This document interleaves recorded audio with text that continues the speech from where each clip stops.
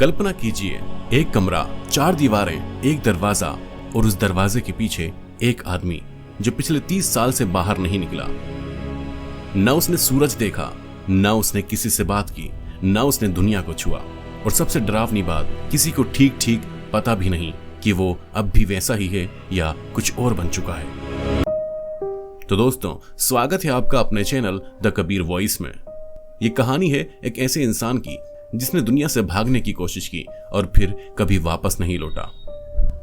हर extreme कहानी एक छोटी सी शुरुआत से शुरू होती है। वो आदमी एक समय पर बिल्कुल नॉर्मल था, उसका परिवार था, दोस्त थे, स्कूल था, लेकिन धीरे धीरे सब कुछ बदलने लगा। पहले उसने बाहर जाना कम किया, फिर दोस्तों से मिलना बंद किया और फिर उसने खुद को अपने कमरे तक सीमित कर लिया। शुरुआत में सबको लगा बस कुछ दिन की बात है, लेकिन वो कुछ दिन सालों में बदल गए।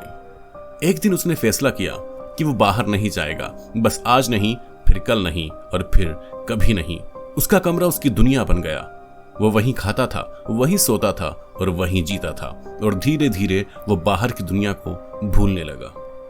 बाहर की दुनिया बदल रही थी, नए लोग, नई टेक्नोलॉजी, नई जिंदगी, लेकिन उसके कमरे में समय रुक चुका था। कैलेंडर बदलते रहे, लेकिन उसकी जिंदगी बिल्कुल नहीं बदली। वो एक ही जगह, एक ही रूटीन में फंस चुका था। जब इंसान लंबे समय तक अकेला रहता है तो सबसे पहले उसका दिमाग बदलता है।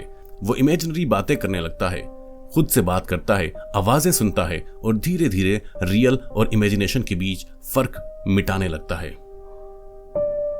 वो अब अकेला नहीं था, लेकिन वो किसी असली इंसान के साथ भी नहीं था।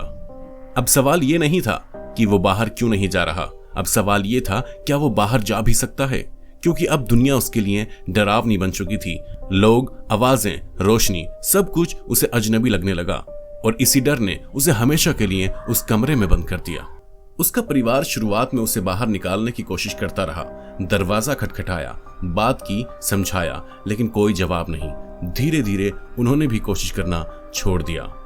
अब वो अकेला था और उसका कमरा उसकी कैद। 30 साल, सोचिए, 30 साल एक ही कमरे में, एक ही जिंदगी। जब दरवाजा खुला तो अंदर जो था वो इंसान था या कुछ और, ये कहना मुश्किल था। ये कहानी सिर्फ एक आदमी की नहीं है, ये कहानी है अकेलेपन की, डर की और इंसान के दिमाग की।